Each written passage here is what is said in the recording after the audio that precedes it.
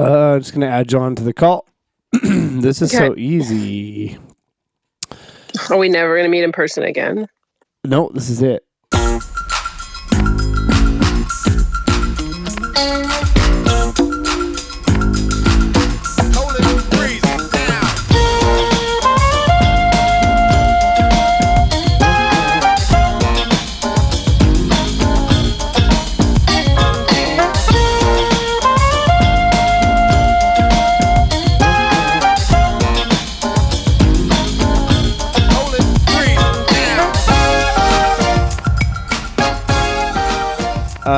My name is Dan Duvall.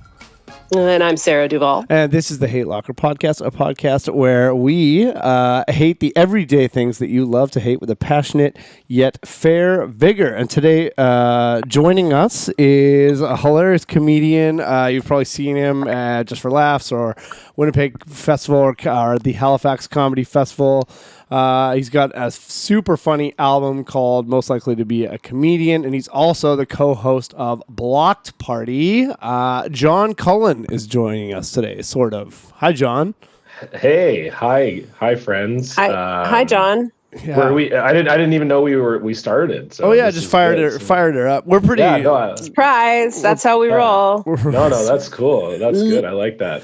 I'm doing well. Thank you for that very nice intro, by the way. Oh, no sweat, man. We're sort of sometimes professional in some ways here. No, we're not. Especially not at all. Especially when we have days to prepare because we're all doing nothing. When I say joining us, I mean no one is joining anyone. Sarah and I are not even in the same room this time. We're in different places. We're not even in the same municipality. Nope, none of that. Not even in the same city. That's right. Where everybody is in their own bubble so that we don't die.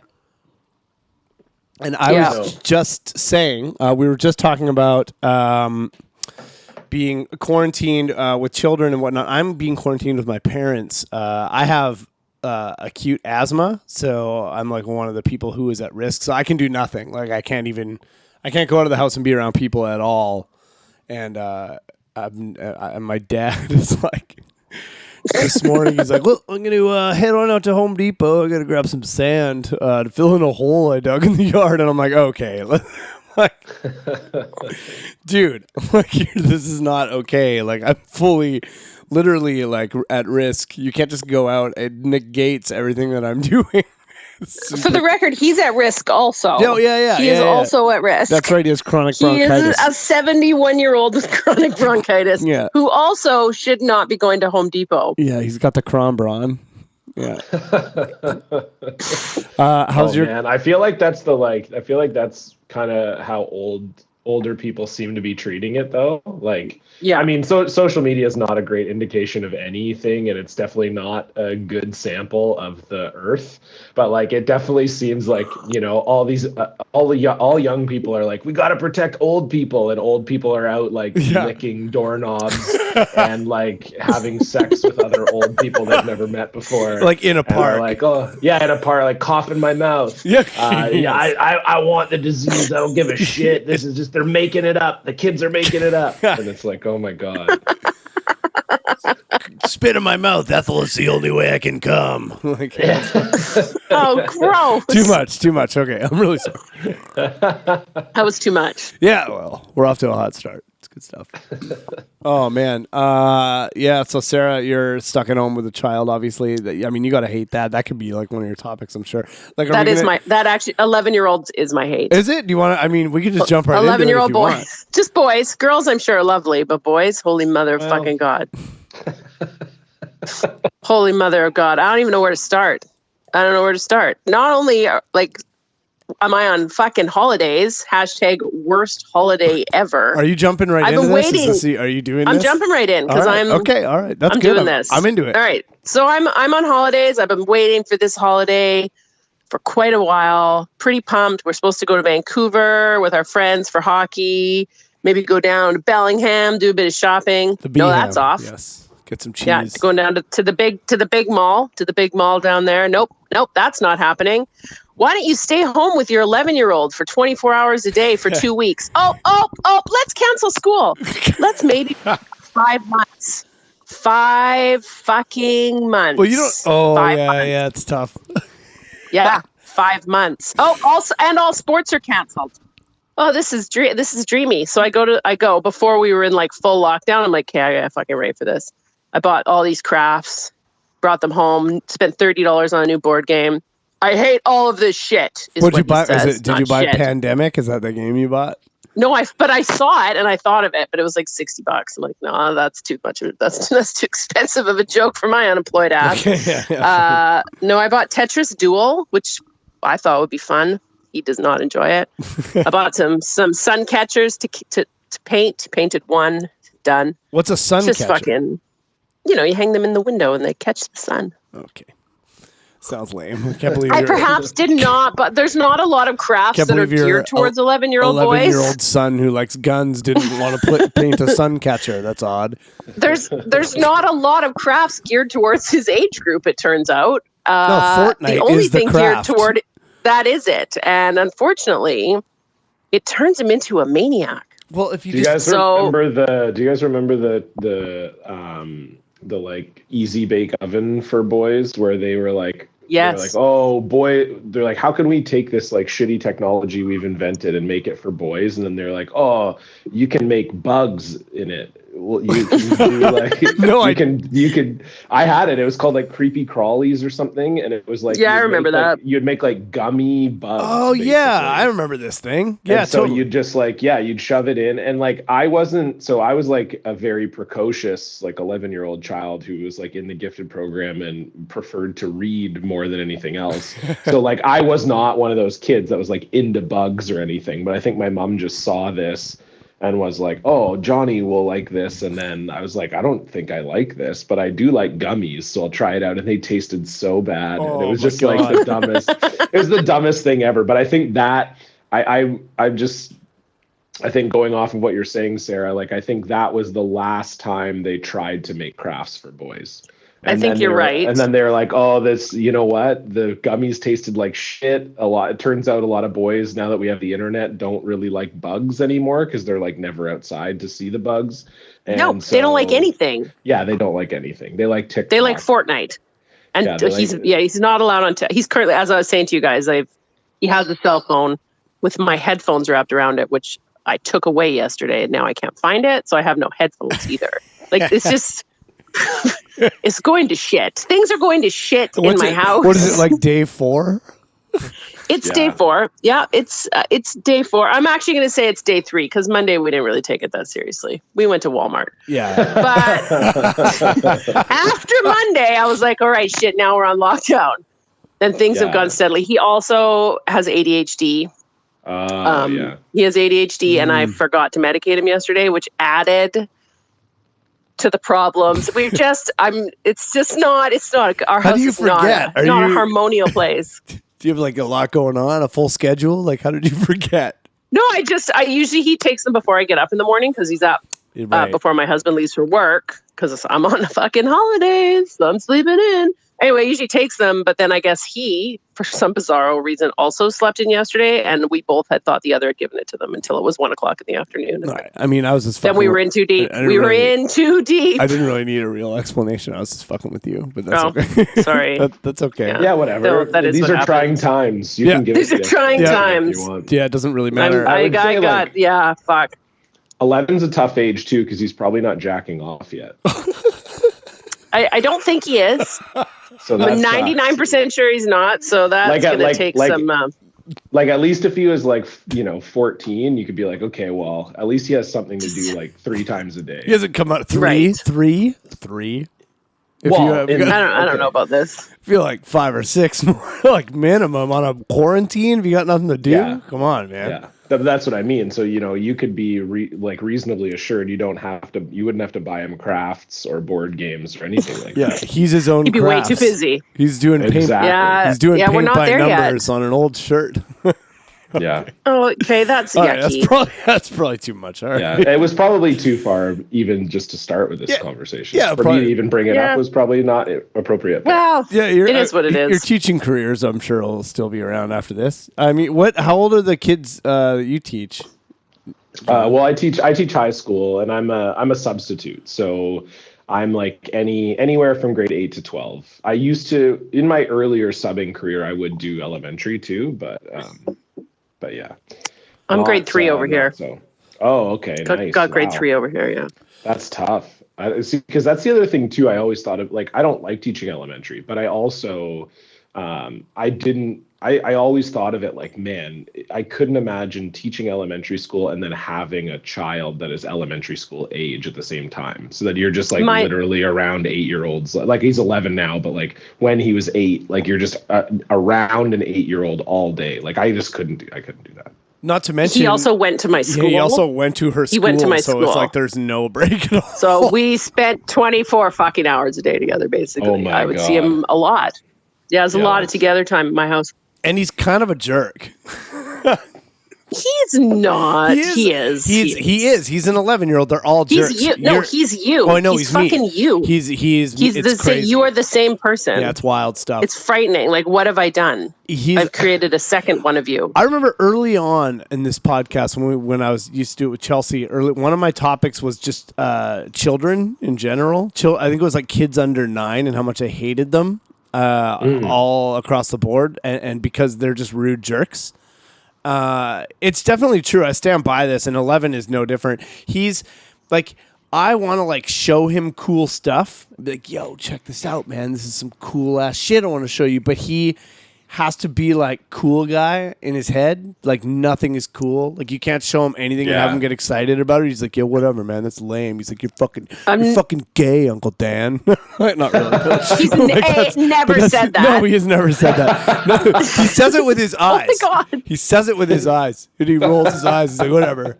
I don't know anybody else that ever was like that when they were a child. Oh, for it was sure. You. Every kid is like that. That's why I hate them all. They all suck. Yeah. You forget because you're not around them all the time. That's why I don't have any kids. That's why.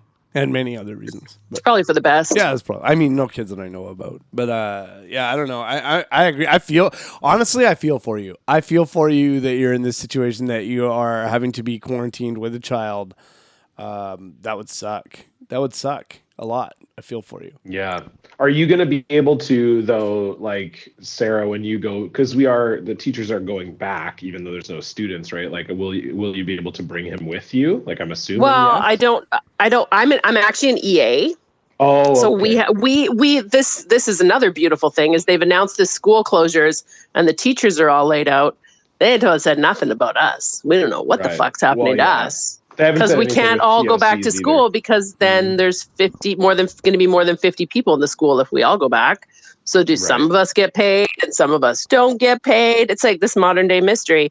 What's going to happen? Will you be able to pay your mortgage? No one knows. Yeah, this shit is crazy.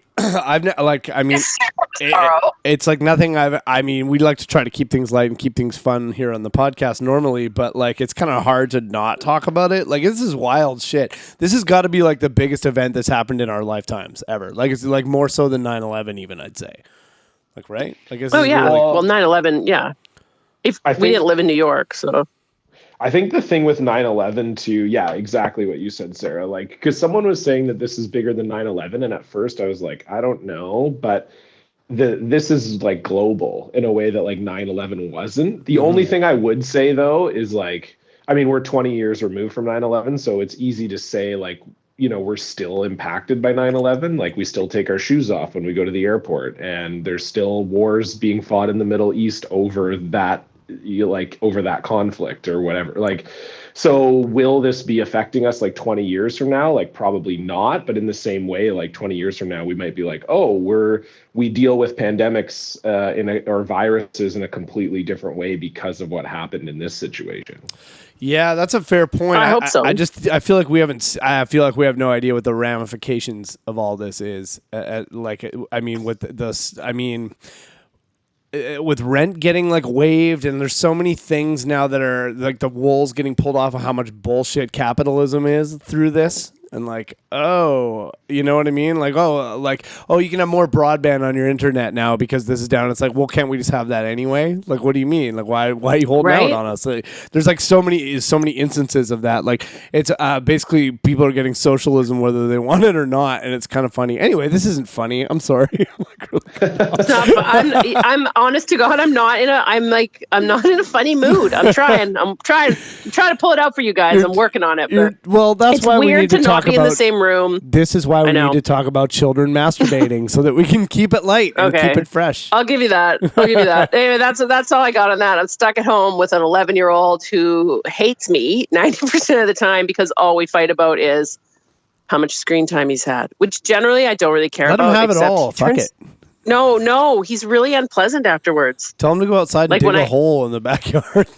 Yeah, exactly. Because Gramps has lots of sand to fill it with after. Grandpa got some extra sand. And I just want to clarify that, the reason I brought up the masturbation thing has nothing to do with it has nothing to do with Sarah's son. I feel like as a man, I can say that. As a man, you can go like, okay, well, I know when I was that age. I'm just putting myself in those shoes. I just want to clarify so that if anyone out there is like, who is this Cullen guy? That is, I mean, I feel like that was self-evident, but I would like to just bring that up further so we all understand that, Yeah, it's about it was about manhood. We're on the same page. Yeah. It's something that you understand. I don't understand it. It's a universal language we can all speak. Thank you. Yes, exactly. That's what I'm trying to say. That's right. Agreed. And if we're all quarantined, there's no reason why we shouldn't be turning our apartments into masturbatoriums. That's right. I think people are doing that. Well, I should hope so. I mean, we're all stuck. What else is there going to do? I can't even see my girlfriend. I'm not allowed because she's still out working, so I can't see her because I have the asthma, and so she could kill me. And then I can't even see her. I'm like, see you when I see you. We're like FaceTiming. And then my dad is like, well, off to Home Depot. Like, man, you probably haven't thought about like being a loser for a while. Yeah, like, that's not true. Well, I just mean like I feel like when you're a kid and you have bad asthma, it's like a big loser thing. It's like gotcha. Look at loser little puffer boy over there. Yes, he's got asthma. What a loser. But then when you're an adult, you realize like, oh no, it's actually like a serious illness and lots of people have it. And I think you never think twice about it. But now you're like living with your parents, you can't see your girlfriend, you're just jacking off indoors all day. It's like, oh yeah, Dan is a huge loser. Yeah. What a fucking loser. It's come back around. I don't have comedy to sort of lean on because all the shows are canceled. I got nothing. Yeah. I have nothing. I bring nothing to the table. All I have is this. We could go for a walk. And then basically now we're doing a podcast. So what am I, like an AV club nerd essentially with asthma who doesn't have a girlfriend who lives with his parents? Yeah, what a nightmare. God damn. I went for a bike ride yesterday by myself. So there's that. Oh, that's good. That's pretty fun. It was nice. Yeah. It was a pretty nice day. It's my kid. I finally dragged him off Fortnite yesterday, and I'm like, "What do you want to do?" He's like, "I want to bake a cake." I'm like, "Fuck, what? Done." What? Even After though all I'm that, on it comes back. He like wants to do baking. Like no, he wants to bake a cake. So I'm like, "All right, we get out all the ingredients, do the first step." He's like, "I'm gonna watch The Simpsons." I'm like, "Fuck." So now we've started. So now I'm baking a cake, and I'm on keto, so I can't even fucking eat the cake. So now you go on. Sorry, I do have something. Anyway, now I've got a giant chocolate cake in my house that I cannot eat. That I'm just going to probably throw out in 4 days because nobody's going to eat it. Like, it's fucking... Okay. I feel like I'm I don't know. Just, I don't even know. Why are you letting him bail on the thing he started? You needed to make him finish that. Are you kidding? Because I have no fight left in me. I'm beat down. I'm out. I got nothing. He's broken me. I got no fight. Do whatever the fuck you want. I don't care anymore. I'm not fighting with you for 5 months. You're making your own bed here. You need to. You got to make him finish the cake. No, because then he should have to sit there and eat the whole fucking cake by himself in under 20 minutes. Make him puke. You're gonna eat. You have no child. Like when you catch a kid smoking cigarettes all the time, and you're like, you're gonna smoke a whole carton, Johnny. That whole you know pack. what I mean? Like, yeah. You make him eat that whole cake. You want to make a cake, you're gonna eat it all. That's right. No. Anyway. No, we're not eating the cake, and I'm not fighting. Okay, this is your fault. Do you know what it's like to bake a cake with someone who doesn't want to bake a cake? It's not pleasant. There's no pleasantness there. There's no like, hey, can you pass me the flour? It's like, this is stupid. Like you're having like a fun I don't even time. like cake. Like this is like fucking war awful. paint with flour on your faces and like twirling around and listening to like some fun happening. music. It's not. It's just a nightmare. There's a sullen person standing in the corner with his arms crossed, glaring at you while you mix the ingredients. This is going to be delicious. Fuck you, Mom. It's not like Mary Poppins at all. No, there's no Mary Poppins in our fucking house. None. No Mary Poppins. Just sullen preteens. Right on. Okay. And a big fucking cake that I can't even share with the neighbors because I might kill them. Who knows? Right on. Anyway, carry on. Fun times. Yeah. That's all I got. I can see why your sister made a natural replacement for Chelsea on this podcast. Oh yeah, you got it. A lot of hate, a lot of anger and hate. She is a hateful bitch. I'm a hateful bitch.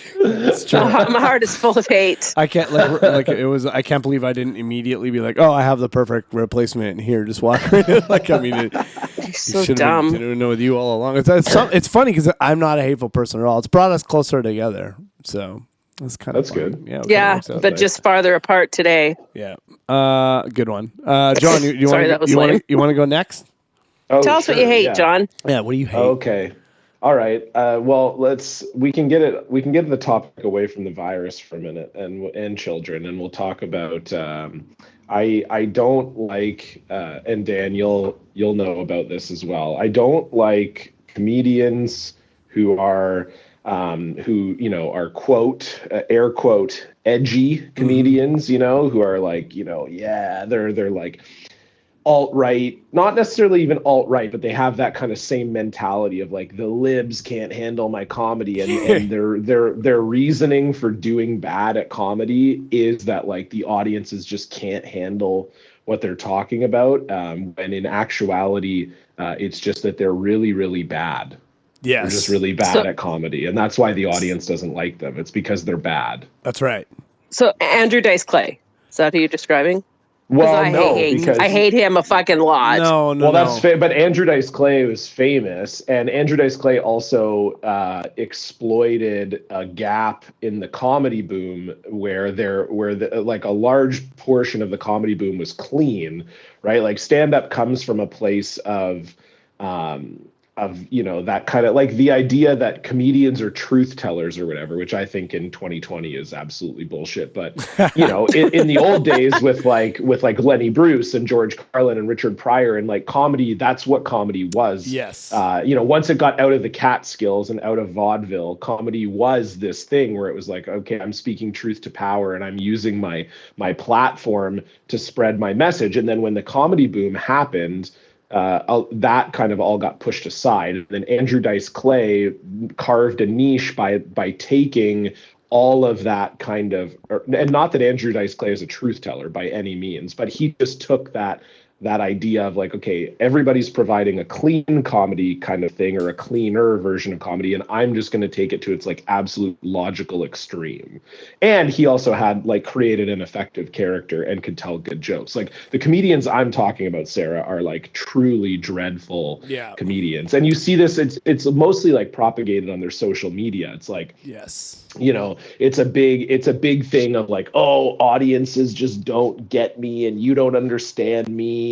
And like, you're trying to censor me. Like, yeah, exactly. And it's like, no, it's like there are lots and lots of comedians who do extremely well writing jokes about the controversial topics that you're talking about. Mm-hmm. There are lots of comedians that have jokes about sexual assault and racism and whatever else you want to throw in there. Like you're not a unique, and that's the thing too, is like, I think they're like they're a unique voice. And it's like, you're not a unique voice. There are lots of people who are doing this, even very successfully. And the reason that they're very successful is because they know how to write a joke, and you have no idea what a joke is. This is exactly it. And like you said, George Carlin, and that's like the one argument that they always try to lean on is Carlin did it. Carlin was doing it. And it's like, it's not the same thing, like at all. Like I saw somebody post this once, and I think it might have been Colin Sharp, but I couldn't agree more that it's like people go up on stage and just say these offensive things. It's usually newer people who come and do comedy and they show up and they say all these super offensive things. And it's like you are kind of doing it backwards. You need to learn how to write a joke, and then you can say the offensive things. You can't. Otherwise, you're just spewing hate speech, and you're just part of a problem. You're not actually even doing comedy. You're just saying hateful things if you don't know how to tell a joke.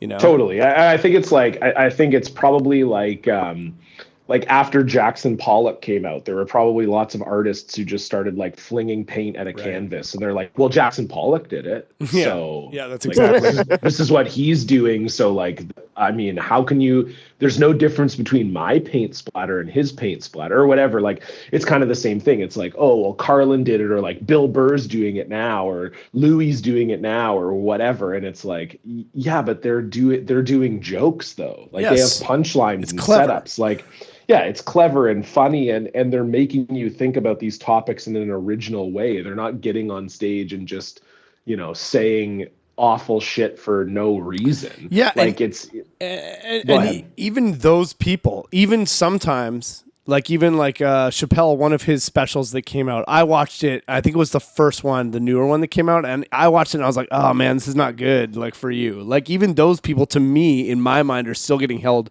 accountable when they do a bad job, because even those people can do a bad job of it sometimes, and that's okay. It doesn't mean that I hate that person now. It means that, like, I just didn't dig those jokes because I was like, that wasn't good enough. Like, to me, if you're gonna joke about stuff that is like offside or controversial, it has to be worth it in the end. Like, the punchline has to be worth the risk. Totally. To and me. it needs to be unique too, for me. Like, if you're gonna talk about any of that stuff, like a lot of it right now, the controversial stuff is when people get into like, trans rights, or, homophobic material, or things like that, or sexual assault. Like, those tend to be the kind of like push button topics right now. Totally. And it's it's fine. Like, it's just, it's not a joke. Like, I think they do it just to get a reaction. I think that's the thing too, is like, when you're a newer comedian, you just think like, well, if I'm getting any reaction, I'm doing well. And it's like, no, it's like the point is to make the audience laugh, not go like, oh, and then like kind of, because the reaction a human will have to hearing something offensive that they don't like is often nervous laughter.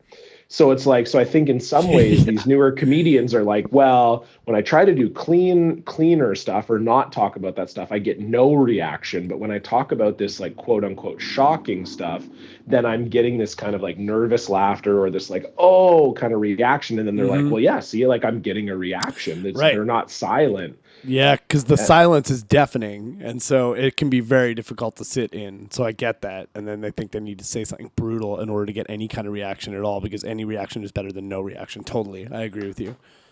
Yeah. So it's just very annoying. I just wish that, like, I'm a big proponent of jokes. I love jokes. Jokes are the thing that I like, and that's why I got into doing stand-up. And I like punchlines. I like setups. I like jokes. So I really hate when people blame their inability to write jokes on like PC culture or whatever. It's like, you can definitely do non-PC jokes. And like, there's even shows like in Vancouver that are specifically designed for that. Like, the Comedy Shocker was here for a really long time before Mark Hughes moved, and now Sam Tonning is doing his Dirty Jokes show at Yucks. And like, there's lots of spaces for you to do offensive jokes where the audience knows that that's what's coming and they're expecting it and they want it. Like, there's lots of room to do those jokes. It has nothing to do with PC culture. It's that your jokes are fucking bad. 100%. I could not agree more. And it is very annoying, and it's in every single scene. And like, we have so many. One thing I've noticed, I don't know if it's recent or what, but is every new comic has a bunch of jokes about suicide for some reason. Mm-hmm. And like, that's such a touchy subject. If you're gonna talk about that, it better be funny. Like, it better be funny and it better be original. Otherwise, don't do it. It's not worth it at all. And all you're doing is becoming part of the problem and putting people out. It's off-putting. It makes comedy look bad. It's trash. And there are so many people who don't understand the difference between this. Like, I definitely think that any topic There is no topic that is off limits as long as it's done properly. One of my favorite examples of it is like 20 minutes after the Boston Marathon bombing happened, and Anthony Jeselnik, who is a great example of somebody who, to me, is like saying things that are, you're like, oh man, like it's brutal that I laughed at that, but at least it's clever. He made a tweet 20 minutes after that happened that said, there's a lot of people making jokes out here today, and there's a line that you don't cross, and that line is the finish line at the Boston Marathon. And I was like, oh goddamn! I'm like, that's a really good joke. You know what I mean? Like you're like, oh, you're kind of groaning, but you're also like, that's a very good joke. Like I get it. You know what I mean? For sure. And I think too, it's like you said. I think what these people tend to not realize is that you impact the entire scene. Like if you because what's happening at least in Vancouver, and I know it's happening in Toronto as well, and I don't know if it's the same as Victoria, but what ends up happening is you get this group of like newer comedians who all kind of see themselves as these kind of truth teller, PC culture, pushing blah blah blah, envelope, and then pushing the envelope, and then they put on their own shows with all their friends on it, and they don't realize that like you're damaging the scene, because like the problem with comedy is that people lump all comedy into one basket. Yes, like dude, yes. It's like no one, like, okay, I don't like country. Okay, so like if I went to a country music concert and I didn't like it, and I know I don't like it, I would never go to like a country music concert and be like, oh, I guess I don't like music. Yeah.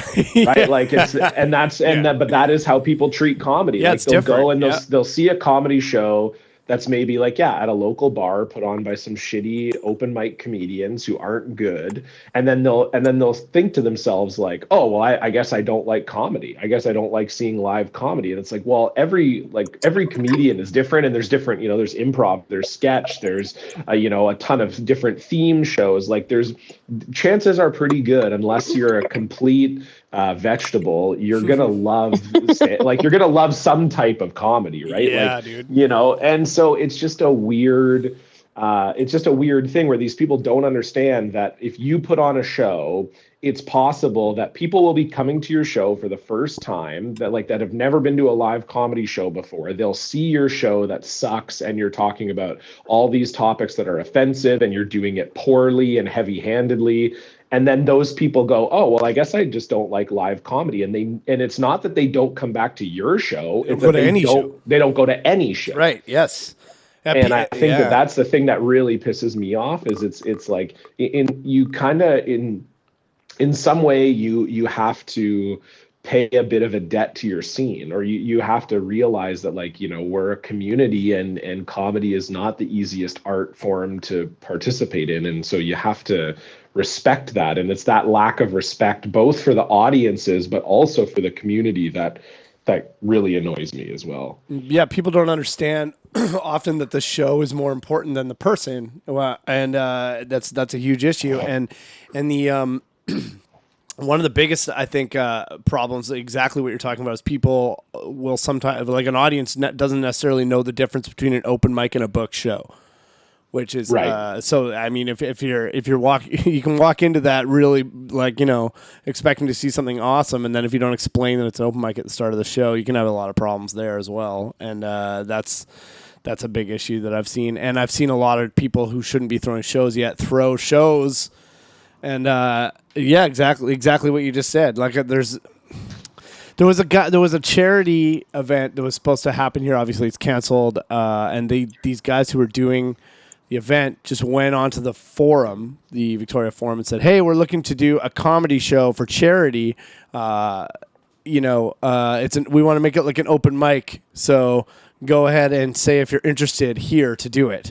And it's like, that is really dangerous, because now you're charging $20 for people to come in. They're going to pay $20 and just go see any old comedian who comes up on stage. Those people aren't even like involved with comedy. They just think it's a good idea to throw a comedy show. And, I guess I can't really blame them for it. But yeah, it hurts. It hurts, because then people will come out and they're like, well, I'm never going to, this is what Victoria comedy is like. I'm not coming back. It happens all the time. So yeah, I'm totally with you on all of this, man. People need to slow down and calm down and not do things that they're not ready for. So I think it hurts us all. Yeah, I agree with you. Totally with you. So stop making rape jokes, new people. Chill out. Right? Yeah. Write a joke about grocery shopping. What's the time limit of when you can make? How long do you have to be in comedy? Because I'm not a comedian. It's not about before length. you can make the rape joke. It's not about length. What's the appropriate timeline for the rape joke? It's about skill level. Just curious. It's about skill level. It's not like you're like, well, I've been doing this 3 months. I can walk up on stage and be like, so the thing about gang rape, like, you know what I mean? Like, it's not really how that works. It's not. That's not it. All right. I'm not. I don't. Yeah. Hey, let me ask you this. As somebody, because you're not a comic at all, is this all over your head, or do you understand what we're talking about? No, I totally get what you're saying. The only full disclaimer, the only live comedy shows I go to are ones that you are in. Thank you. So basically, I've seen the same 6 comedians in Victoria like 40 times and nobody else. So I got nothing to add to this. Those are the only 6 good comedians in Victoria. That's why. They're quite funny if you're looking for a recommendation. I'm not saying Victoria has a really good scene, but Dan is also has been in comedy a long time and knows what good comedy is. He knows these are like the only people I want to be doing shows with. Yeah. Well, I get that. I've sort of switched things up recently where I was doing like a weekly show before. I had a monthly show that I was doing and a weekly, and then I gave the lineup to the owner of the venue, who's also a friend of mine, and he literally called me up and was like, "Hey man," he's like, "Do you even want to do this show?" He's like, "It's the same lineup again," and I kind of stopped for a second and was like, "Man, you know what? I am not excited about this." Like I'm like, it just gets tiring asking people to come out to the same show over and over again. This is probably not the same problem that people would have in Vancouver, but we do have a limited amount of people here, I think, who can pull off like a solid 10 minutes here. So I stopped and sort of recalibrated and took a couple months off and thought about it. And then I decided I was only going to throw shows if I could have like a special show where I'm giving people longer spots, like 20-minute spots, and then also having somebody maybe from out of town or somebody who maybe is in town doing Hecklers, our big club, who wants to also break off a 20-minute spot, give themselves some extra time. And I decided I was going to do that. And now I decided that about 7 or 8 months ago. And I've not had a month where I haven't had that happen now. And it's just like, it's really, really cool. And now I'm starting to do these different shows with different people from out of town. And I feel so much better and happier about it. There's just no reason this is like a side thing, but I don't know, man. There's like, it's good to give people time and spots and all that stuff, but it can also hurt our community jamming the same comedy down people's throats week after week also. Totally. Like less is better in a lot of ways. And I stepped way back and stopped trying to do a million shows and just did one really fun show, and I'm way happier about it. I feel way better about it, I'm enjoying it more. So well, I think too, it's like the thing is that it's a really big jump from having like a good 5 or 7 to having like a good 15. Oh yeah. And so like even in a scene like Vancouver, which, I would say is 10 times bigger than Victoria, 5 times, easily. I don't know. Yeah. Yeah. So, even in a scene like Vancouver, like you can have a lot of comedians where you're like, yeah, I think they got a really solid like 5 to 7. Mm-hmm. But like as soon as you need them to like close a show, or you want to do like a show where you kind of only have like 3 people on the show and everybody does 15 or whatever. Yeah. As soon as you start to get into that territory, it's like the list of comics shrinks. Big time. Totally. But like quite a lot. And so that, and it's the thing too, is like, it's because also like you can have a comic that has 2 good 7s, but not a good 15, if that makes sense. Like, it's like, they have 14 minutes of good material, but it only works well if it's done in like a 7-minute chunk, like they haven't quite figured out how to like control an audience for that long or whatever. And so that's the other thing too, is like, yeah, you might be putting on a monthly show or a weekly show where you're like, okay, I really like this new comedian who they've got a great new five and they're really fun and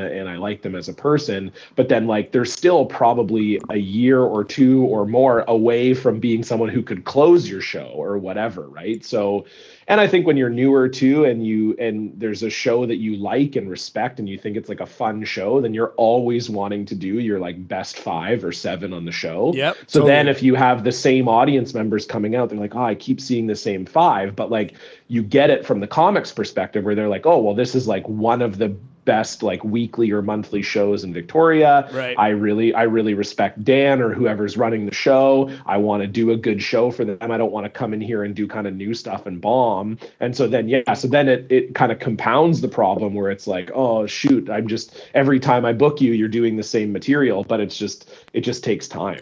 Yeah, and another problem here with that is that it's a pretty good problem to have, but the open mics in Victoria have audience.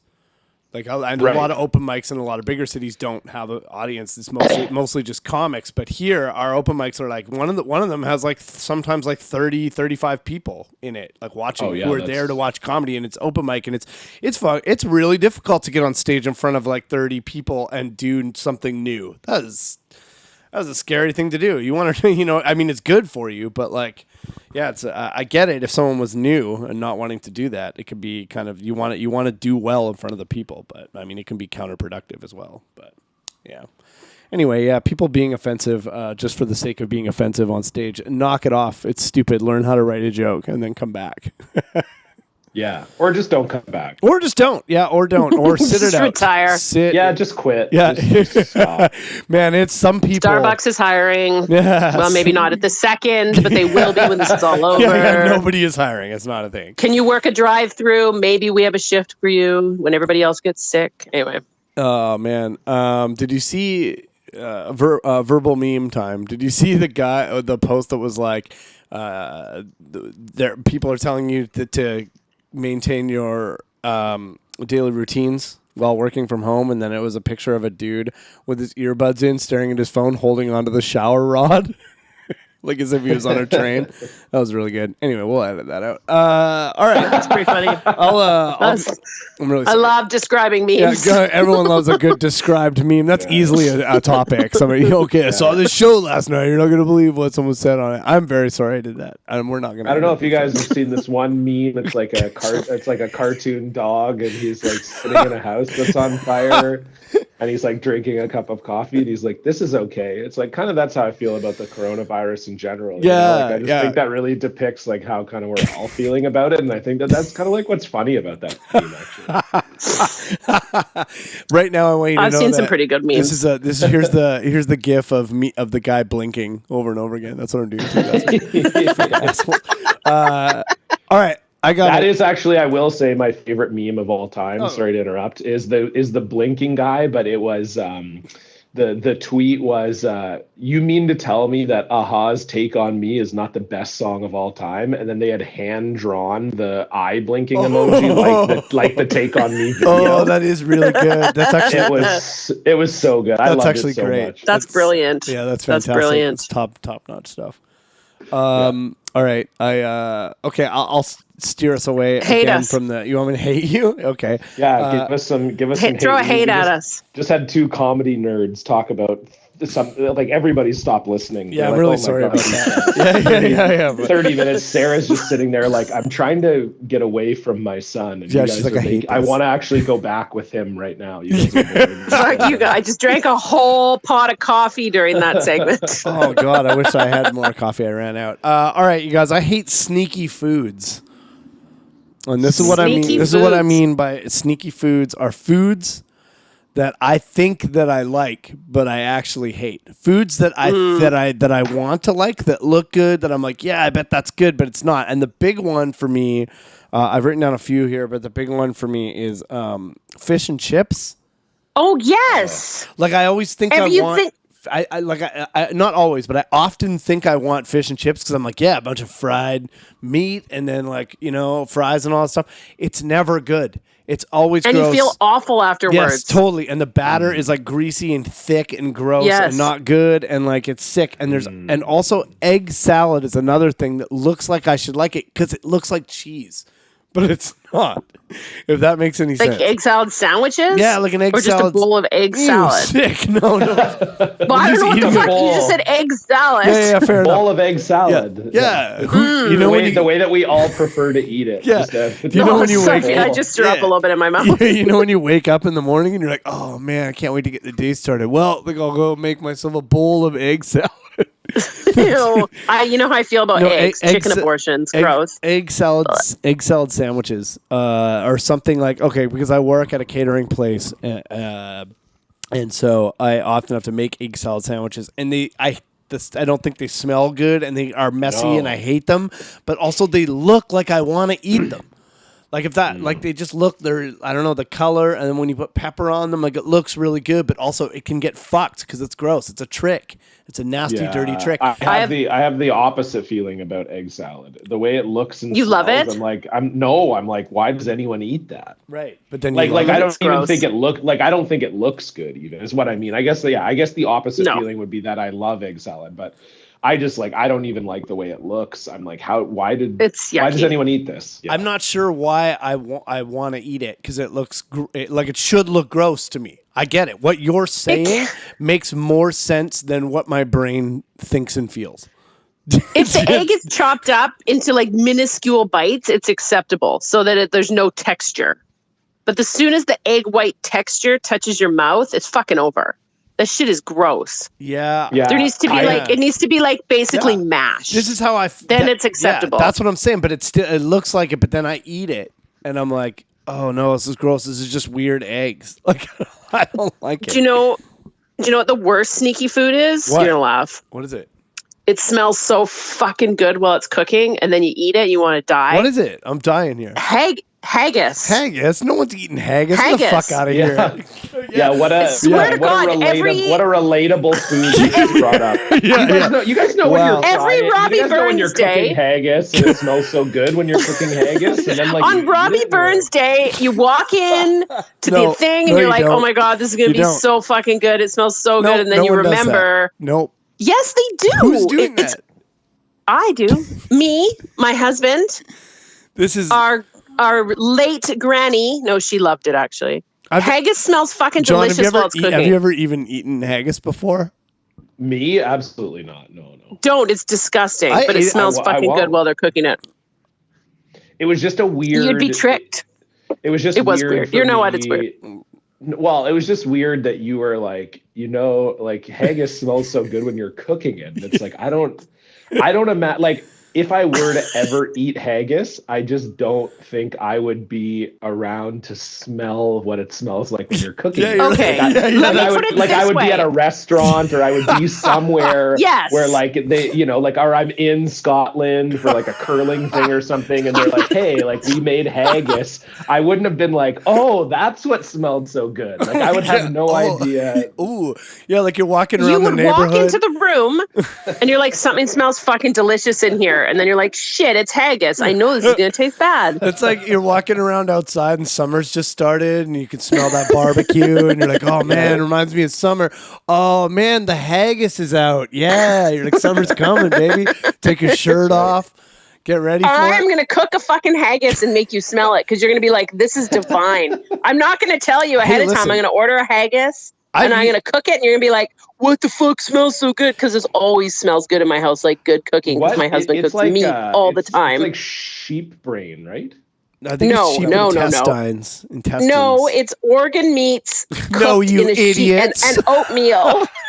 It's oatmeal and organ meats boiled inside a sheep's stomach. How does that smell good when you're making it? Because when you're cooking the organ meats and the oatmeal all together before you put it in the sheep's stomach, it smells fucking amazing. It is not good. I think you're like the only person on earth who's like, oh, you know what's a sneaky bad food? The one where we take organ meat and shove it inside an animal's stomach and then eat it. Sneaky bad. It's sneaky bad. John, you're forgetting about the oatmeal. How is this not good?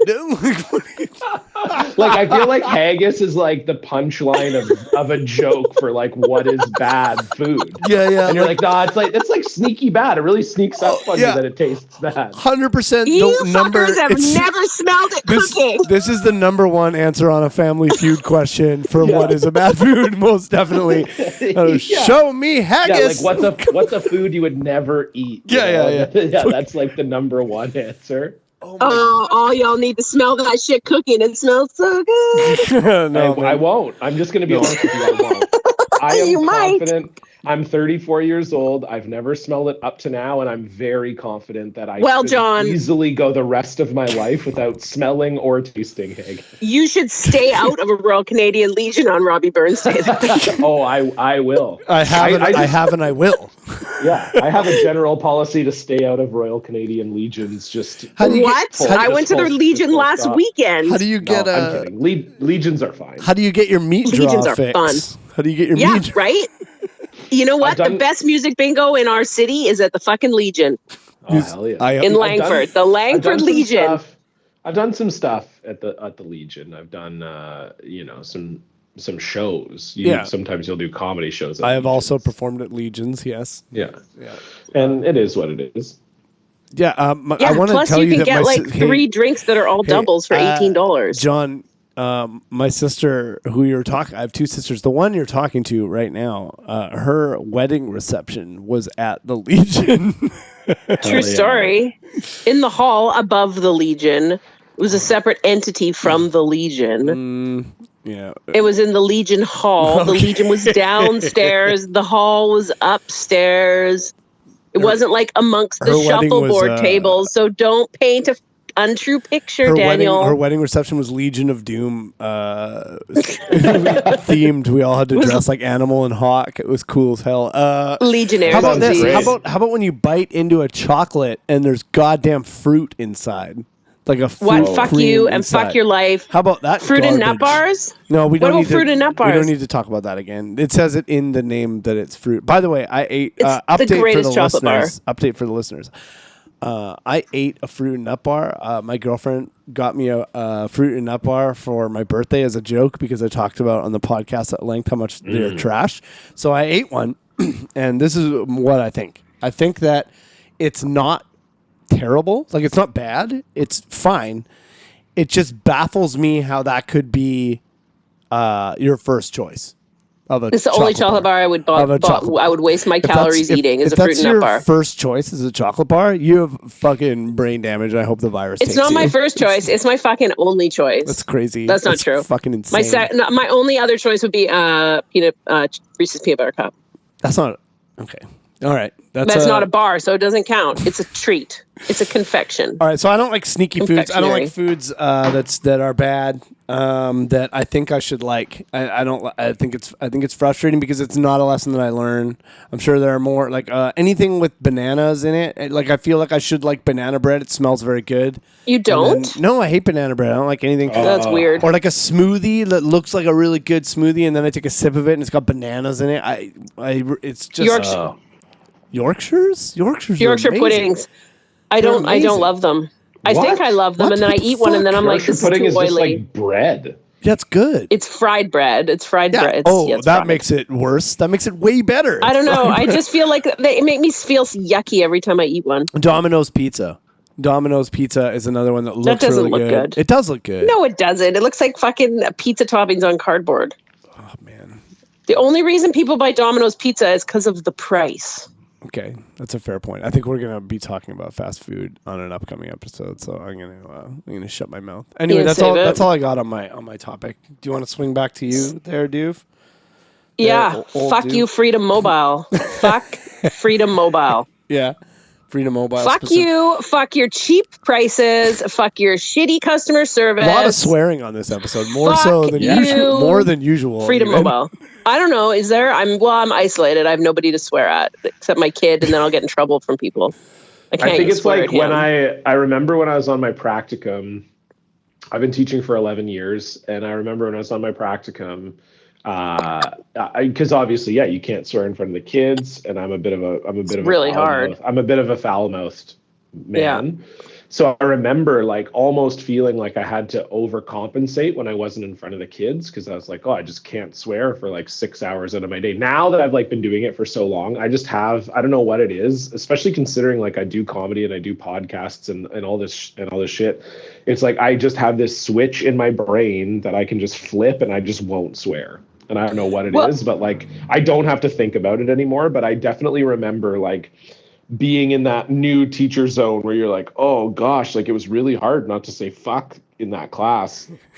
So now I'm gonna come home and say fuck like 40 times because I didn't get to say it. Does that work? Try grade 3. So I feel like that's what you're going through right now. It kind of is. No, man, in grade 3, you can't even say stupid. Like I can't even say stupid. Dude, they're like, that's a bad word. She swears all of this is just who she is as a person. She just swears. I know, I swear a lot. I swear a lot. Yeah, it's great. It's really fun.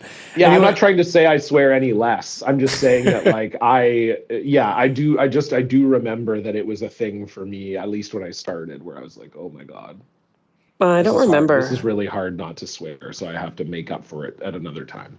Yeah. I've been at EA for like 23 years. Wow. So I don't actually recall. It's a long time.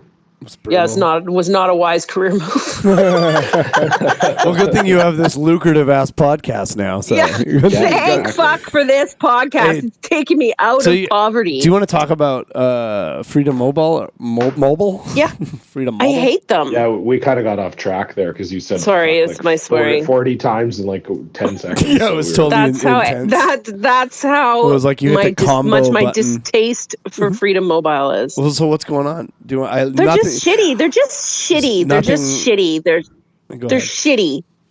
They have shitty service. They have shitty customer service. They're just shitty. Everyone who works there is shitty. It's all shitty. I fucking hate them, and I'm stuck with them, and I'm really angry. Last week, I just randomly couldn't text anymore for no reason. I could get texts. Could I reply to those texts? The answer is no. This is what you get. Do you know how frustrating it is to look at a text? Well, I know, but it was so cheap. Yeah. So cheap. You get what it was you like pay for. $40 for like fucking 15 gigs. And no overages. Anyway, I hate them, and now I'm stuck. And I got into a big fight with them. I was like a big fight. Well, it was such a big fight that I had my kid with me in the store, and when we left, he high-fived me. He's like, well, Mom, you were really mad. God, are like, you the person who's fighting with the person in the store in front of your kid? No. Are you that person? The person in the store was fucking amazing. Okay, the only people I like are the two guys that work in the Freedom Mobile store in fucking Cam West Mall, because they have my back. I was fighting with someone on the phone, and they were writing down notes of things for me to say to the guy on the phone. They were awesome. Oh, that's fun. They're like, there's nothing we can do about this. There's nothing we can do. Everyone knows that those like cheap Freedom and like there's other one like Kudo and all those things are just Wind. That's the one I was trying to think of. Yeah, everyone knows that you're like, okay, I'm gonna go and I'm gonna. When things are that cheap, they're gonna be bad. Like you're gonna get bad service. That. You know that. They should let you out. Then you shouldn't have to sign a contract. This is their whole. It's like getting. It's like they're like the payday loans of cell phones. You know you're getting screwed when you go in there because it's not that cheap. But I don't know. Like it's not. No. It's not. I'm okay. I've been with them for 13 months. The first 6 months, problem free, which is when they first opened, which is bizarre. That's how they get yeah. Zero problems. And now you think when they should be getting better, they fucking went in the tank. So I phoned. And I'm like, I can't text. He's like, it's going to take 3 to 5 business days for us to figure this out. I'm like, it's going to take you a week to figure out why I can't text? He's like, so I said, so this was on a Friday. And I was like, so you're telling me it'll be next Wednesday or Friday? And the guy on the phone said to me, ma'am, are you able to count business days? And hell yeah. That's awesome. And that's when I came unglued. That's so great. That's when I fought with the guy. I love this guy. I love this guy. This guy rules. Why? You feel good to be rude to people. Imagine how much that guy's very polite up until that point. Imagine how much that guy's job sucks. That guy broke. He broke. He just was like, you know what? Fuck you. Like he's probably on a different podcast talking about how much he hates you right now. No, I was super polite up until that point. I was like, this needs to be fit. I was very reasonable. I was very polite until he said that, and then I snapped. If I couldn't text anymore, like if I just wasn't allowed to text anymore, I'd be like, yes, I'm free. Set me free. It's free from this hellish prison. That's so great. If you could not text, period, and not. Oh, we lost you. We lost her. Her Freedom Mobile. Freedom Mobile. Yeah, she's gone. That's it. That's so funny. Holy shit. Oh my God. That couldn't have been better timing. Like, are you serious? It says it's reconnecting, so maybe she's going to pop back on. Yeah. Oh, that's the funniest thing. That's the best thing imaginable. That's so good. I'll try calling her back here. I just can't even believe how great that is. I can't believe that happened. Good. Oh, it won't even let me do it. Fuck. Unbelievable. Oh, it just said it fully disconnected her. All right, let's try adding her again. God damn, that's funny. Like, you can't make that up. No, that's unbelievable. I can't wait to hear how many times she's going to swear. When Dude, I've never heard her. I've never heard her swear this much on a podcast. She must be going insane at home. The poor Hello. That. Can you hear me now? Holy God, you cut out as you were talking about how bad your cell service is. I think they're fucking listening to me. I hate them. Oh, that's what so that guy good. did when you got mad at him about the text messages. He just installed He just hung up. Probably. He installed a little bug on your phone, and now he's just listening to all your calls. And he's like, oh, is this woman really still going off on me? Okay, I'm hanging up her service. Yeah, or he just Mohammed from Egypt. It's signed up so that every time, like as soon as you say Freedom Mobile with a certain amount of the words fuck and motherfucker in a certain sequence, it just cuts you off, and you just nailed it. That's amazing. Yeah, I hit the quota. Yeah, this is I thought about going to Freedom when they first came out because we pay way too much money for cell phones. Yeah, like it's totally insane. I was paying like $130 a month. Yeah, it's ridiculous. Wild. It's totally crazy. I got mine down to like 110, and I'm like, yeah, like I'm stoked. That's not okay. But also, unfortunately, the alternatives are like what you're getting, where they're like, can you count business days? And here's my issue with it. I get it. They're a smaller company. Not really, because Shaw owns them. But shit happens. That's fine. Shit happens. Compensate me. But they're like, it says right in your contract you might have intermittent service. I was like, what the fuck? You signed a contract that says you might have intermittent service? That's fucked I guess. Up. Who reads the contract on your cell phone? Yeah, okay, fair enough. You definitely did not. No one. Nobody read it. I read mine. No one's ever read a cell phone. It would take you fucking 15 years and you'd need glasses afterwards because the goddamn printing's so small. Anyway. You need a lawyer, let's be honest. Wow. So that was, I understand shit happens. I am slightly understanding. However, to say you're not going to compensate me because I may have intermittent service is unacceptable. You need to. So fuck Freedom Mobile. You need to keep coming at them until they compensate you. Like, just keep coming at them. Like, don't stop. Like, call them every day. Oh my God, I was tweeting them. I was calling them out all over everything. Go for it. They won't compensate me. They're saying now that my my texting was suspended because I was spamming people. I was like, if you care to go back, yeah, I can confirm that. If you care to go back through my text, I can confirm your texts are spam. Just have them call me. Clearly. I'll clear it up. No, she's just like that. I'll say. I'd sent 2 texts that day, so I'm not really sure what the spam was. It was in the middle of my work day. Right anyway, whatever. I fucking hate them, and I cannot wait to get out. I feel like everybody has a horror story about us. Probably. There's like banks, for every cell phone company and every bank. There's going to be a group of people who likes them, and there's going to be a group of people that hates them. But that is really bad. Freedom, people who are on Freedom, you know, you got yourself. This is your fault. This is your own fault. It's true, but it still irritates me. Compensate me for my loss. Okay, fuckers. Honestly, it's not. And I'll say it's not Sarah's fault. Freedom Mobile just smelled so good when they were cooking it. Like you're walking through the mall and you're like, that smells like a good deal. It turned out it was not. They're the haggis of phone companies. That's fun. They are the haggis of phone companies. They fucking lure you in and then they're shit. All right. Anyway, that's what I got. We've been going. John, are you good to keep going or do you need to get out of here? Oh, no, I'm fine. All right. Do you want to go? He's a teacher. We have no job. Yeah. I have. We should do like off. We should do like an 8-hour podcast. Yeah, no, I'm good. Don't worry about me. All right. Well, you want to hit us with your second topic then? I do. Yeah. Sorry, I just yawned. That's totally right when okay. That's you're like, okay. "Are you guys fine?" I'm fine. Yeah. I just was like, "Oh yeah." what Just have I been bored doing as for a while?" fuck, but what else? No. Speaking of teaching, though, it is funny. My other thing I hate, and this is kind of like, this was more related to this, to like us potentially going on strike, but I think now with the quarantine and stuff too, and the fact that school's probably going to be out for the rest of the year, one thing I really hate is that people will respect teachers and the job that we do, until it is just no longer convenient for them to do so, and then Fuck they yes. and then they hate you. So it's like I've been through 3 strikes, and every strike, the timeline is exactly the same. It's like you get 1 week, so you'll go on strike, and then like for the first week it's like teachers are the best people on earth. It's like, oh my God, I remember the first teacher I loved, and the world can't happen without teachers. They're and raising our children. Oh yeah, and we're out on the picket line, and they're bringing us donuts and pizza and coffee, and it's like, oh, parents are driving up to the school. What do you guys need? We're going to support you no matter what, and we love you.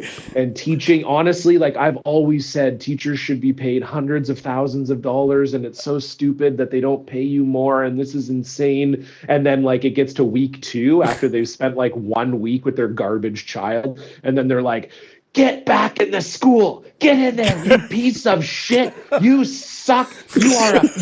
You're greedy. You're greedy as hell. What do you mean? You want $60,000 a year? That's insane. You're stupid. Get back in the school, you piece of shit. And it's like, it drives me nuts. Like it's the same rhetoric every time. Every time. And you can already see it kind of happening with like them canceling schools. It's like I still have to go to work. Why don't you? Because you don't. Exactly. My favorite was when this whole. Sorry, go ahead. No, you go. My favorite was when this whole first thing happened. Somebody wrote on Facebook, I don't know what everybody's freaking out about. It only happens if someone sneezes in your face. I'm like, oh, you should work with 20 fucking 8-year-olds all day, because my face gets sneezed in at least 6 times a day. Keep your kids at home. Also, and no one keeps their kids home when they're sick. It's wildly inaccurate also. Well, and it's also, I know, but like that's the just wash your hands. Yeah, try telling all these 8-year-olds to wash their goddamn hands every time they get out of their desks. They don't, and then they touch you and they want to hug you, and they just are snotty and coughy, and their eyes are running, and they're like, I need help with my math. And you're like, oh, no, I have to stand within like an inch of you. Just kidding. I love all the kids in my class, but it's gross. Yeah, you can love the kids, but also I do love the kids. Realize that they're all disgusting. Kids are all gross. My own child is extremely gross. Totally. It's like, and then high school, it's like, that's when like showers start to become optional for some kids, and it's like a little bit stinky. And they definitely don't wash their hands, and they all touch each other and everything all the time. And it's like, last night I said to my kid, I'm like, hey, wash your hands, because we just done something. And he fucking literally stuck out his index finger, looked me in the eye, and ran the tip of his index finger under the water. And then he flicked it and was like, done. I'm like, fucking get some soap on those hands. Yeah, they're gross. Like, it's crazy. This was a fun Facebook comment that I read as well. This is a very indicative of what's going on right now. So yeah, like obviously all of us are adult people. We understand the concept of why we need to be isolating. I think most people with a brain also understand why schools would need to be closed. We're not supposed to have a gathering of more than 50, and like most of the high schools I teach in have like 1,500 plus children. Right. But this person wrote, because they were talking about, I think I don't know. This is just a comment. It got sent to me, so I don't know what the original post was. I'm guessing what I can glean from the comment is that someone was talking about like the strike as well. Like I think it was something maybe related to like the schools being shut down, but then also teachers maybe striking. And the person wrote, I think after this, no one is really going to care about teachers. They will settle right away because they will need their money. And honestly, I would lay them all off and not pay them for the rest of the year. Let them feel how everyone else is feeling during this crisis. What? Wow. Wow. Right. The hatred of teachers is shocking to me. Like, okay, you spend fucking 6 hours a day with your kid and bring all the neighborhood children in and bring them all into your home. And then it's not even just the say one that kid. You shouldn't get paid. All the neighborhood children, the bad ones, the good ones, the ones with learning disabilities, the ones in a wheelchair, bring them all into your home. The ones that are sick with the virus. Yeah. The ones that have coronavirus, whose parents say they're fine. It's just allergies. Oh, totally. Well, it's like that, like that was how it got the first case of a child in Canada was the parents who the dad was in South Korea and the mom was in Italy. First of all, I don't understand how they were in two separate places across the globe that were the two of the biggest hotspots for this virus. But in any case, they were both there and they were told by the daycare that they needed to self-isolate, and they said they did. They're like, oh yeah, we kept our kid at home for 14 days. And so it's fine. We know that it's not the virus. And then they like looked at the school records and they had just been sending the kid, or it was the daycare, and they had been sending the kid to daycare every day. And they just lied. And I get it. Like, I totally understand. Like, if you have 3 kids or whatever, and one of them gets sick, and then you'd have to keep all of them at home, and you'd have to stay home from work, and all of, like, I totally understand. Like, I level with parents. Like, that's a really shitty and tough situation. But like, you have to do it. But however, they wouldn't. Of course they wouldn't, right? They're like, well, I have to go to work. I got to pay my mortgage. I got to do whatever, I got to stay alive. I got to do what I can to stay alive and support my family. So unfortunately, like, my kid has some symptoms, but I'm going to have to send them to school because I have nowhere else to send them. And it's like, it's so funny to me. It's like people don't like their own kids, but then they'll not even don't like, but you know what I mean? Like, it's, we can tell from this podcast, like, it's like, it's a difficult thing to raise a child. It's obviously hard. It's super hard and it's really tough, and kids are tough. And so it's like, so, as a parent, how tough this is. And yet you think the person who looks after 120 kids every day, and none of the kids are their own child, you think that they're like, that's a bad thing. Like, they're bad and they should be punished. It's like, they're greedy and lazy. Yeah, you're so greedy and lazy. Do you know they get the whole summer off? Yeah, and are poor. Summer. Poor the whole summer and can't get another job the whole summer. Because what the fuck who's going to hire you for 2 months as like, people are like, work in a summer camp. I'm like, yeah, they hire for those in April. I got to work till June 30th. They hire children to do that. I know. They don't. Like, they don't hire. I also can't pay my. Imagine you working at a summer camp in the summer. I'd clown you so bad. You fucking nerd. What do you eat? Yeah, right? Exactly. It's so, I got a fucking mortgage. It's so dumb. It makes no sense. Like, I would like, parents will have one child and then they'll be like, oh yeah, you need a break. You say you need a break. It's like, try being around 30 kids all day. I can't even imagine. And then see if you can make it 10 months, and then see if you need a break after that. And you're not just doing art with them. You're making them do shit they don't want to do, like fucking math for 40 minutes a day. They're not happy. Yeah. I've seen a lot of posts on Facebook in the last few days, though, on a more positive note, of people being like, holy shit, I've been looking after my kid I've been homeschooling my kid for an hour. I give the teachers $1 million. Like, I've seen a lot of those posts, way more than the negative ones. I'll say that. Yes, but that's true. But it feels like the negative ones are worth more, because it's like, you motherfucker. Like, how can you not be empathetic now, especially? Like, I have to go to work. You should too. Yeah, people are just so ridiculous. Yeah, so then teachers can feel what we're feeling. Yeah. Yeah. We do every goddamn day. I will say that the majority of the parents that I know, like 98% of them, are wonderful and supportive. But it's that 2% that fucking wreck it for everybody, just like everything else in life. My dad. Yeah, I wasn't trying to say it's everybody, that's for sure. But no, I know, I 100% know that. But yeah, it's just a weird phenomenon that I fully do not understand. Yeah, I'm with you on that. It's dumb. Bizarro to me. It's really stupid. I don't know how this is. It's weird. It's weird. I don't get it. Should I hit you guys with my last topic, man? Yeah. Let's do this. Okay, this is a really this is a real basic bitch topic over here for me, but those are my favorite. I don't like when people back into parking spaces when they don't need to.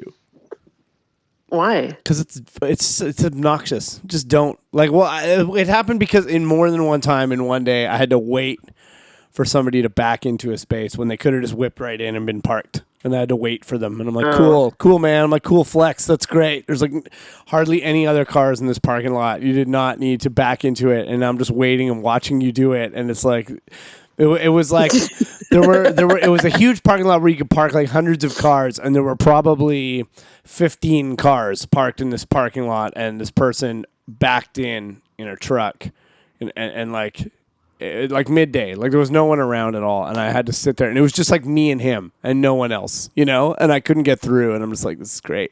And he sucked at it, and he missed the first time. It took him 3 tries to do it, and I had to sit there and watch, and it was very annoying. So yeah, that is stupid. Like I would say, I like to back into a parking spot, but I usually will only do that if it's like there's like no spots available, and the one that is available is like pretty tight. Like I find it's easier to back in than it is to go in front. Yes, that is fair. In that situation, that is fair. But like yes, in the situation you're describing, that's absurd. It's just always a guy, and he's just like it's a dude, and he's a boomer aged man, and he's got usually his wife is in the truck too, and he's just doing the thing where he's like, oh, we'll back into this space. Like it's like a flex. It's a flex. He's doing it as some sort of shitty flex. And I'm like, I hate you. Like I don't like you. I don't like who you are as a person. You probably do things the hard way on purpose in front of other people so that they can see you doing it. It's just that it's like a personality type. You know what I mean? Yes, I agree. I will say if he's driving a truck, I get it because we have a fucking stupid truck. Like it's a stupid big. It's like ridiculously big.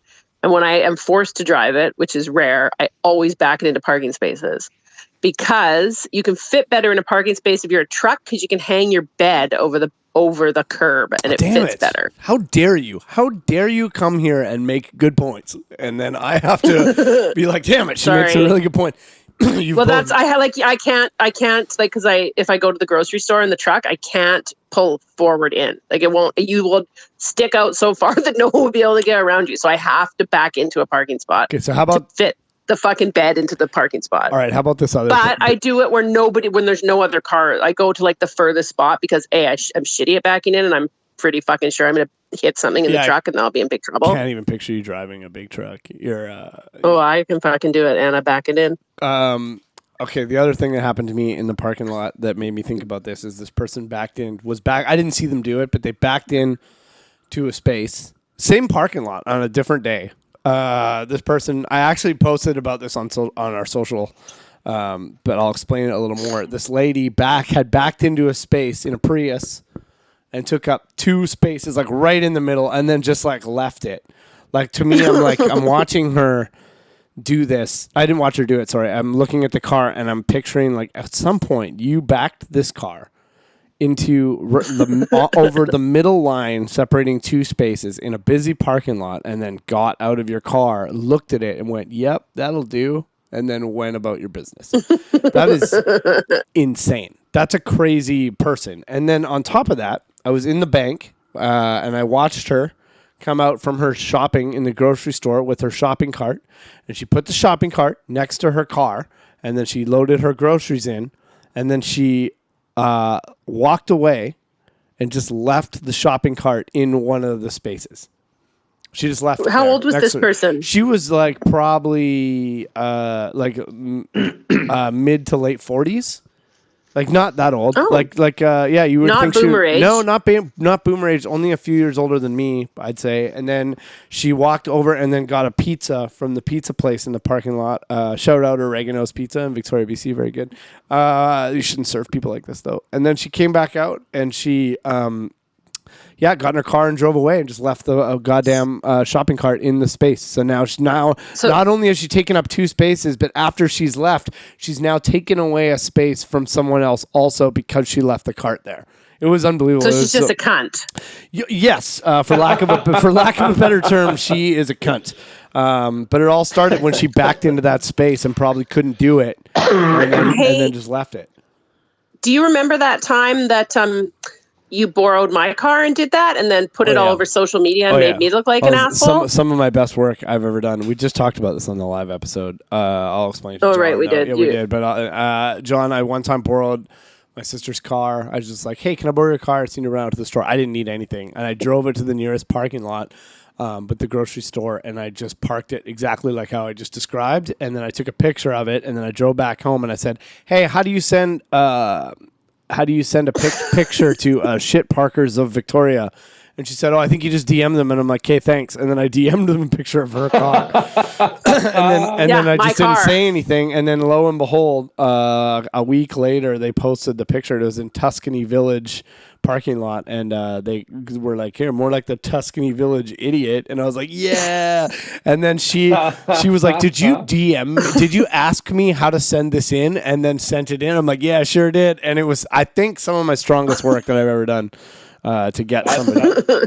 That is damn good. Thank you. It was wicked. Like, for me, I always get so the one like you're talking about, imagining the person backing into the spaces and then being like, "Yeah, this is fine."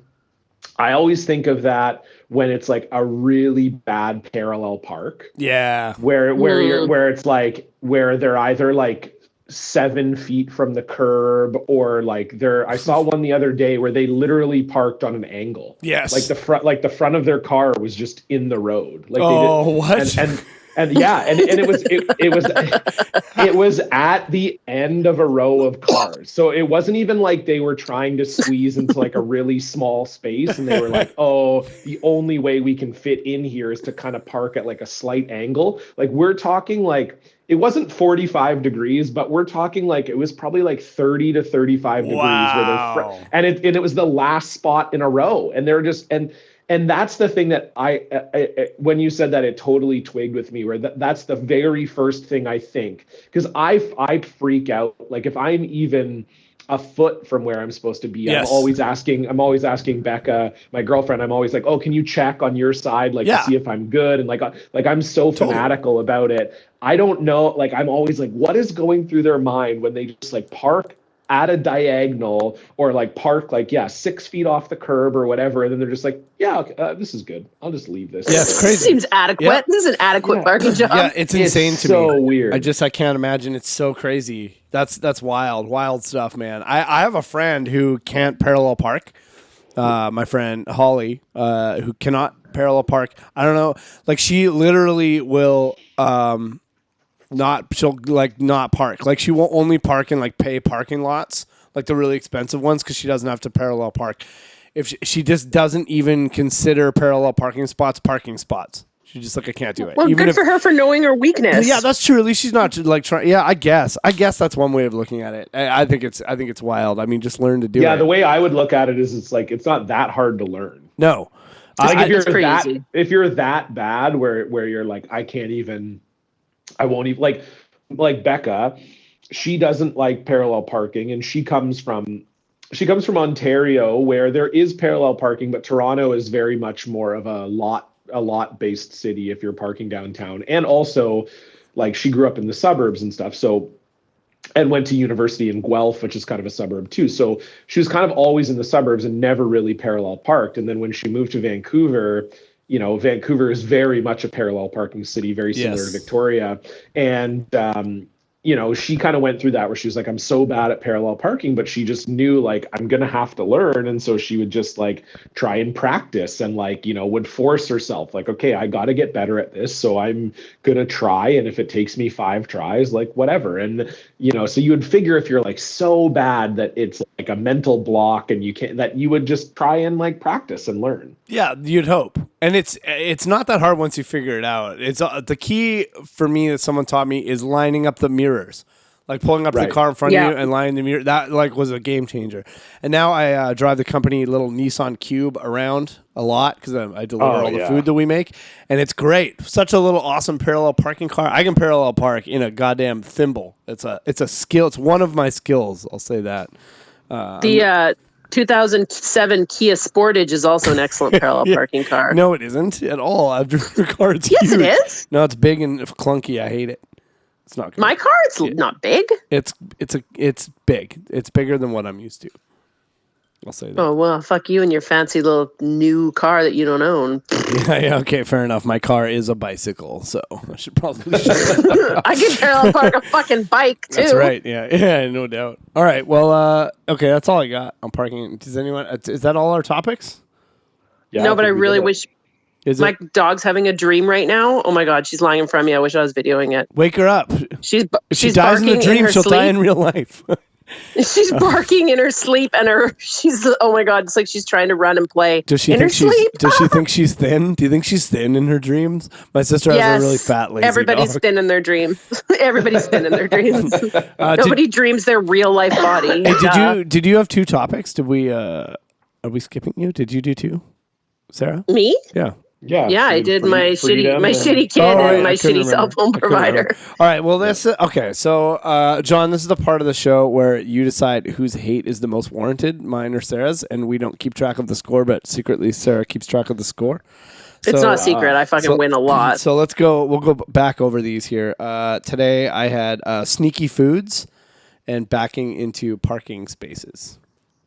And I had 11-year-olds that you're quarantined with, and freedom fucking mobile. Yeah. Okay. Yeah. So this is honestly a tough choice because I think, given what's going on in the world right now, Dan's choices are very stupid and trivial and absolutely mean nothing. Yeah. I can't argue with that. But on the other hand, Sarah swore a lot, and I didn't really care for that. So it's a really tough choice. But if I'm just considering the topics, I'm going to have to go with Sarah's hate as being more deserved. God, I wish I was dead. I hope the virus takes me. Chalk up another win. Sorry, honestly, I know we're all kind of probably sick of talking about the virus. It wasn't really related to that. It was more just like, I am around children all day as well, and so I have no choice but to commiserate with my fellow educator, but also my fellow person who has to be around a child all day. So. Fair enough. I also, for what it's worth, I also think Sarah's hates are better than mine this week. And also, if I'm choosing, like the sneaky food. If I'm choosing one, I'm definitely choosing all bad comics who think they're good for sure, because that affects me the most. I hate it. It's very, very frustrating. If you're a new comic, just take it easy. You don't need to offend people. Just learn how to write a joke. Yeah, so just be good at comedy. If you're new and listening, be good or quit. Not really. That's what I always say. I mean, it is kind of astonishing. Like most things in the world, if people aren't good at them, they stop doing them. But comedy, for some reason, people just hang on to that so tight. Well, I think it's because it's been preached so much that like you got to pay your dues and you're gonna suck for a while and blah, blah. But sometimes it's like. Oh, there's also the other side of people coming out to just for the social aspect of it, and they become friends, which is great. But like, they should know that you can just hang out and not do comedy, and that's fine too. Offer to work the door. Do you know what I mean? Like, there's other things you can do. I honestly, I think it's more of a social thing. I think so too. But I don't actually mean hanging out with comedians. I mean it in the sense of like. It's an interesting thing to tell people that you do. Oh, 100%. So I think it's like a lot of people get into comedy who have like nothing else going on in their life and they're pretty boring and they like the way that people react when they say that they're a comedian, because it's like, it's that thing where like, I've been doing comedy for 10 years, not to be, toot my own horn or whatever, but like I've accomplished a lot in comedy and I would never bring it up. Like to me, the worst thing to talk about to someone is the fact that I do comedy. I would rather, I'm so glad I'm a teacher because then when people say, what do you do? I can say I'm a teacher and that's like a normal job that people have heard of. And they're like, oh, cool. And it's like easy to talk about. Comedian, like I would rather never say anything about being a comedian. It's the people who like just started doing comedy, who have been doing it for like 6 months, who are like, on Tinder being like, yeah, I'm a comedian, like posting pictures of them doing comedy or like on their Facebook, like, yeah, I'm a comedian. Like that's the other thing that pisses me off about these edgy when people say that they're comedians when they're not. They're not. Don't get me. Don't pros too. Yes. Pros, like people be like, yeah, I'm a pro comedian. It's like, no, you're not. You're not a pro. Wouldn't that be embarrassed? Because I've had friends. Go to ahead. introduce me. Oh, she's a comedian. I'm like, no. Yeah, I am but that's the thing. co-host on a comedy podcast. People don't know that I'm mediocre at. I'm not in any way. It's the only thing that's interesting about them. So they're like, you have other things to talk about too, though. That's the thing. It's like, they're like, yeah, my life is super uninteresting. And then I noticed once I started doing open mics and telling people I was a comedian, they really thought that was cool and wanted to talk to me about it. So I'm a comedian and I'm doing it. So I think that's the thing. It's like, I think people are really bad. And I do think like some people just don't understand that they're bad. But like, I think a lot of people do understand that they're bad, but they're afraid to give it up because then they're like, well, if I stop doing this and I stop being a comedian, like what is interesting about me? Oh, this is super spot on. And it's indicative of oh man, more like this is indicative. It defines when people go and do their first open mic and then immediately their Facebook profile picture is them on stage and they've done like one open mic. That's like such a standard thing that happens.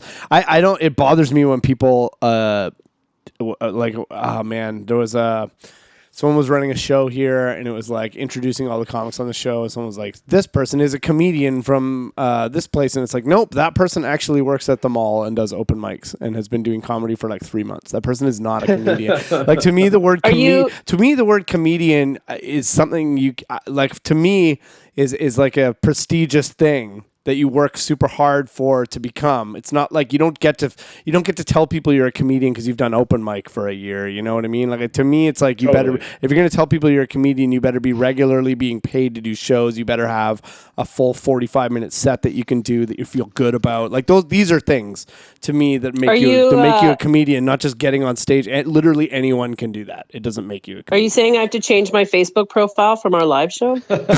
No, I'm not saying that. I don't think you're trying to pretend. You can be a podcaster and not be a comedian. That's okay. Absolutely, you can. I am a podcaster and not a comedian. I'm not funny at all. I don't feel. Right? Perfect. I don't feel like you're trying to be something you're not in any way. And it's all about intent, right? I know. I'm totally kidding. Yeah, I just in general for I'm those jokey. listening. I'm being jokey. Yeah, good one. Jokey. Good joke. You should try comedy sometime. All right, John, do you want to tell people where they can find you online? Yeah, sure. You can follow me on Twitter and Instagram at Cullen the Comic. I've got tour dates at cullenthecomic.com.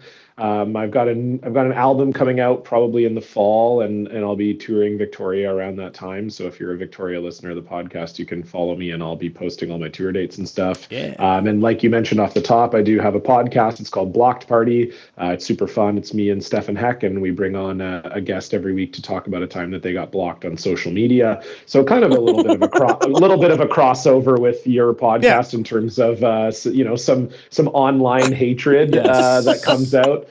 So it's super fun. We put out one episode a week, and we also do 3 bonus episodes a month. So we got lots of content. So now is as good a time as any to hop on board. You can follow us on Twitter and Instagram at Blocked Party Pod. And I will confirm that it is a very, very funny podcast, and you should listen to it. Stefan Heck is a really funny person, and it's such a great concept. Like the little write-up about it saying every block has a story, because it's totally true. You don't get blocked for no reason. It's really fun. Thanks, man. I appreciate it. Yeah, and it definitely, if you're in Victoria, come out and see John. He's very, very funny. Maybe I can even get you to do my Duke show around that time. That would be sweet. Oh yeah, I would love to. Yeah, we'll work that out. Man, awesome. This has been so fun. This is great. It's weird, but it's okay. Thank you for having me. Yeah, it was. Thanks for coming on. I appreciate it. Yeah, man. All right. John Cullen, thank you. Very, very good times. Hope you have a really wonderful day. My name is Dan. I'm Sarah. We're not in the same room, so that was awkward. And shout out to 604 Comedy Here Often for housing us, and shout out to Grossbuster for our theme song, and of course Marcel, our editor. We couldn't do it without you. Thank you, Marcel. Everybody. Stay safe. Stay safe out/in there. Don't die. Cover your mouth. And we'll see you real soon. Bye-bye, everybody.